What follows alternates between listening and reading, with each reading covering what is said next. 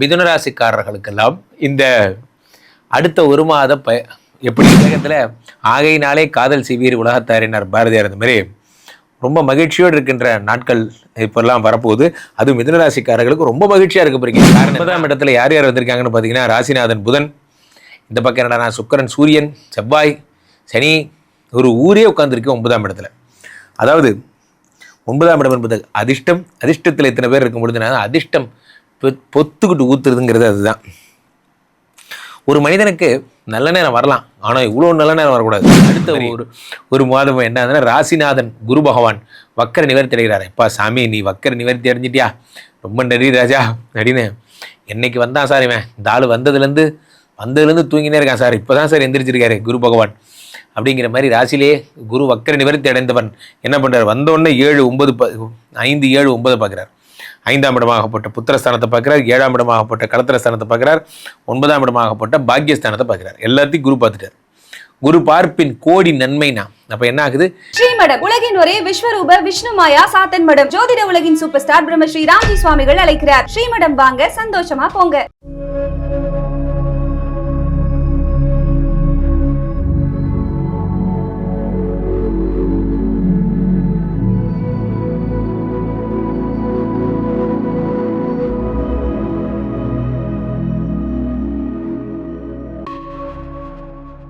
உலகெங்கிலும் இருக்கும் ஆன்மீக பரிகார நேயர்கள் அனைவருக்கும் வணக்கம். நான் உங்கள் ராம்ஜி.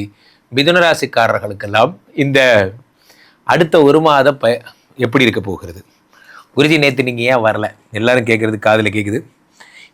இந்த பிப்ரவரி 14ஆம் தேதி லவ்வர்ஸ் டே அன்னைக்கு ஸ்ரீவித்யா மேடம் கேட்டாங்க, ஏன் வரல மேடம்? சாரி மேடம், இன்னைக்கு லவ்வர்ஸ் டே, நோ அப்பாயின்மெண்ட்.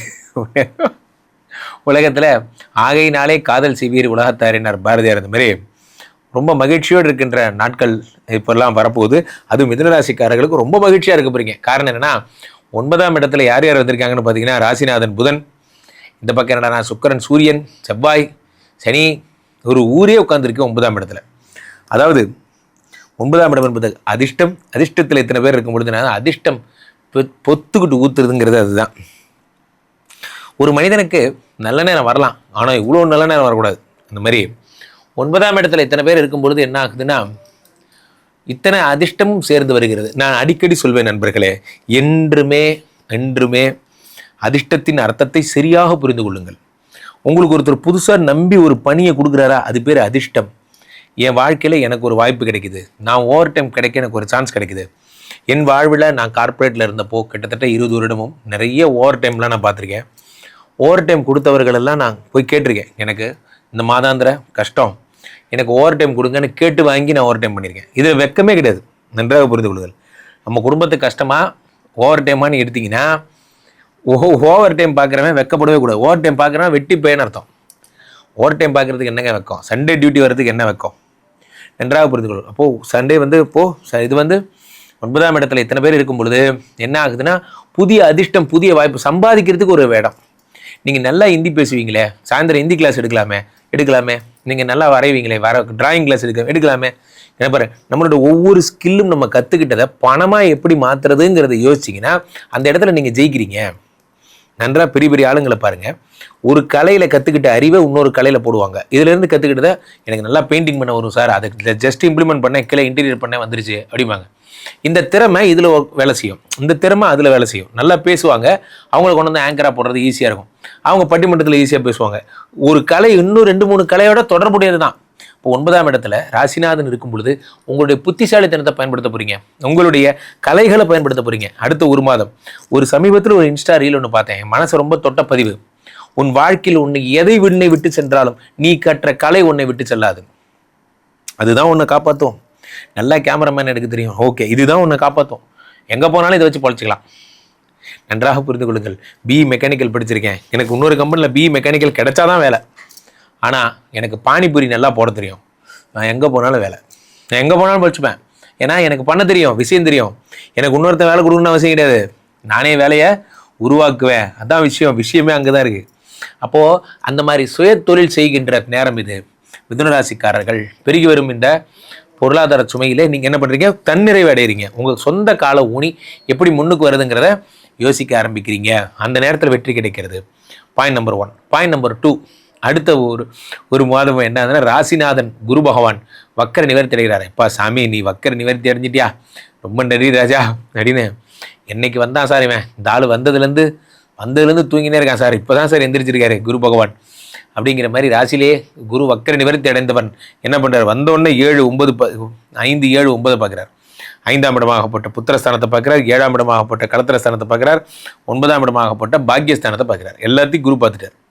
குரு பார்ப்பின் கோடி நன்மைனா அப்போ என்ன ஆகுது, 7ஆம் இடத்தை குரு பகவான் பார்க்கும் பொழுது வேலை கிடைச்சிருது, புதிய பணி உருவாகிறது, பார்ட்னர்ஷிப் பணி உருவாகிறது, வெளிநாடு செல்லும் வாய்ப்பு கிடைக்கிறது, எல்லாத்தையும் குரு பகவான் உண்டு பண்ணுறார்.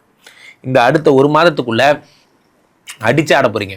ஃபுட்பால் பார்த்துருக்கியா, இனிமே பார்ப்பேன் அப்படிங்கிற மாதிரி ஃபாரின் போகிறது தான், வெளிநாட்டுக்கு போகிறது தான், சென்ட் அடிக்கிறது தான், சீனா போடுறது தான், இன்னும் ஒரே பிஸியாகவே இருக்கீங்களே அப்படிங்கிற மாதிரி வாழ்க்கை சில நேரங்களில் நம்மை மிக உயரத்திற்கு அழைத்து செல்லும் நண்பர்களே. அந்த உழைத்திற்கு அழைத்து செல்லும் பொழுது நாம் செய்ய வேண்டியதெல்லாம் என்ன அப்படின்னா, டுவர்ட்ஸ் ஃபோக்கஸை மிஸ் பண்ணக்கூடாது. மிகப்பெரிய 7ஆம் இடத்துக்கு செல்லும் பொழுது நம்ம எந்த கண்ட்ரிக்கு போகிறோம், எந்த வேலைக்கு போகிறோம். ஏன்னா இந்த நேரத்தில் 9ஆம் இடத்துல ராகுவும் இருக்கிறதுனால பேராசைப்பட்டு என்ன பண்ணுவாங்க, பணத்தை கொடுத்து ஏமாந்து போகிறது போன்ற பிரச்சனைகள்லாம். கனடா போனாங்க சார், இந்த கனடாவில் ஒரு கம்பெனியில் வேலைன்னு சொன்னாங்க, குக்குன்னு சொன்னாங்க. அங்கே போய் பார்த்ததுக்கப்புறம் தான் தெரியுது குக்கு வேலை கிடையாது, அதுக்கு அசிஸ்டண்ட் வேலை, என்னை ஏமாற்றிட்டாங்க போன்ற விஷயங்கள். ஒரு கம்பெனிலேருந்து இன்னொரு கம்பெனிக்கு நீங்கள் போகிறீங்கன்னா எந்த டெசிக்னேஷனில் போகிறீங்க, அங்கே என்ன வேலைன்னு தெரிஞ்சுக்கிட்டு போங்க. சொல்கிறப்ப நல்லா தான் இருக்கும், அங்கே போனதுக்கப்புறம் தான் வேலை அதே வேலையா இல்லை வேலையை விட கம்மியாங்கிறது உங்களுக்கு தெரியும். 9ஆம் இடத்துல இத்தனை பேர் இருக்கும் பொழுது உங்களுக்கு 6 தாண்டும் யோகம், கடல் தாண்டி யோகம், அதிர்ஷ்டம் இதெல்லாம் கிடைக்கிறது. அடுத்ததாக முக்கியமான விஷயமாக மார்ச் 6க்கு அப்புறம் சனி பகவான் 10க்கு வர்றார். சனி கொடுத்தால் எவர் தடுப்பார். சனி 10க்கு வராருங்க, சும்மா கிடையாது. 10ஆம் இடத்து சனி பகவான் உங்களை என்னென்ன பண்ண போகிறாருன்னு மட்டும் பாருங்க. 10ஆம் இடத்து சனி பகவான் என்ன பண்ணுறார், முதல் விஷயமாக தொழிலை உண்டு பண்ணுறார். வாழ்க்கையில் ஒரு திமிர் வேணும். என்ன திமிர் சொல்லுங்கள், நான் என் சொந்த காலில் நிற்பேங்கிற திமிர் வேணும். உலகத்தில் உண்மையிலேயே ஒரு கட்ஸுனா என்ன அப்படின்னா, எது கட்ஸு சொல்லுங்கள்? ரெட் கலர் பைக் வாங்கி ப்ளூ கலர் பைக் வாங்கி சுற்றுறதா கட்ஸ்? எது கெத்து சொல்லுங்கள்? கெத்துன்னு என்ன தெரியுமா? கெத்து நம்ம ஒரு பைக் வாங்கி நம்ம அம்மாவை உட்கார வச்சு கோயிலுக்கு கூட்டு போங்க, அது கெத்து. எது கெத்து? நம்ம சொந்த காசில் நம்ம ஒய்ஃபுக்கு ஒரு சேரீ எடுத்து கொடுங்க, அது கெத்து. அந்த கெத்தை ஃபீல் பண்ணுவீங்க. அந்த கெத்து யாருக்கு வரும்? தொடர்ந்து வேலை பார்க்க 10ஆம் இடத்துல சனி பகவான் வரும்போது தூங்கவே விடாது. நண்பர்களே, அப்துல் கலாம் அவர்கள் சொல்லுகிறார்கள், என்ன சொல்லுகிறார்கள், உறக்கத்தில் வருவது கனவல்ல, எது உறங்க விடாமல் செய்கிறதோ அது கனவுங்கிறான். உறங்க விடக்கூடாது. நம்ம எதிர்கால பயணம் நம்ம கண்ணு முன்னாடி இருக்கும்போது உறக்கம் வரக்கூடாது. அது எப்படி அண்ணன் தண்ணி இல்லாமல் சம்பாதிக்கிறதுனா அதுதான். அந்த இலக்கு அடைகிற வரைக்கும் நீங்கள் விடக்கூடாது. இது ஒரு போர் மாதிரி தான் நண்பர்களே. போருக்கும் வாழ்க்கையினுடைய வெற்றிக்கும் பெரிய வித்தியாசம்லாம் ஒன்றும் கிடையாது. நம்ம வறுமை தான் நம்ம எதிரி. அந்த எதிரியை வெற்றி பெற வைக்கணும். இந்த வெற்றியை ஜெயிக்கிற வரைக்கும் இந்த வறுமை, என்னை தொடர்ந்து வரும் வறுமை அழிந்து போய் எங்கள் வீடு நல்லா இருக்கிற வரைக்கும் நான் அதை விடமாட்டேன். அப்படி பைத்தியம் மாதிரி இருக்கணும். என்னைக்கு உங்களை பைத்தியம் எல்லாரும் சொல்கிறாங்களோ அன்றைக்கி நீங்கள் ஜெயிக்கிறீங்க. ஒரு ரீல்ஸ் ஒன்று பார்த்தேன், எனக்கு ரொம்ப பிடிக்கும். அந்த ரீல்ஸு, உங்கள் பொழப்பை நேசிங்க. 10ஆம் இடத்துல இருக்கக்கூடிய சனி பகவான் உங்கள் பொழப்பை கும்பிடுங்க.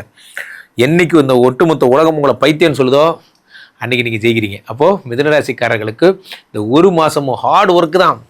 எல்லாம் சொல்லுவாங்கல்ல, செய்யும் தொழிலே தெய்வம் என்போம், நித்தம் வேர்வை தீர உழைத்திடுவோம், சோம்பலின்றி வேலையை செய்திடுவோம், உழைத்திடு தம்பி என உறக்கச் சொல்வோம், தம்பி உறக்கச் சொல்வோம். அந்த மாதிரி தான் எல்லாம் கடந்து போகும். உழைத்திடு தம்பி என்று உறக்கச் செல்வோம். கீழே வீட்டுக்கு நம்பருக்கு கொடுங்க. உங்களோட சொந்த ஜாதகத்தை பார்த்துக் கொள்ளுங்கள். உலக புகழ் வாய்ந்த நமது விஸ்வரூப விஷ்ணுமாயா எழுந்தருள் இருக்கக்கூடிய புனிதமான இந்த ஸ்ரீமடத்திலே தினசரி நடக்கின்ற விஷ்ணுமாயா ஹோமங்கள் கலந்து கொள்ளுங்கள். ராம்ஜி சுவாமிகள் அப்படிங்கிற என்னோட இந்த இன்ஸ்டா பேஜை ஒரு ஃபாலோ பண்ணிடுங்க. மீண்டும் நல்ல பதில் சந்திப்போம். நன்றி, வணக்கம். இங்கே ஸ்தாபிதம் செய்யப்படுகிறார் விஷ்ணுமாயா. அது தமிழ்நாட்டில் இங்கே போரூர் கார்டன் ஃபேஸ்டிவலில் ஸ்ரீமடத்தில் மட்டும்தான் இருக்கிறது. வேற எங்கேயும் இவருக்கு ஆலயங்கள் கிடையாது. நம்மளுடைய வேலை இல்லை, குழந்தை இல்லை, நமக்குடைய எதிர்காலம் கேள்விக்குறியாக இருக்குது, கள்ளத்தொடர்பு, ஏமாற்றம், துரோகம் போன்ற பிரச்சனைகளுக்காக ஸ்பெசிஃபிக்காக பண்ணுற ஒரு ஹோமம்.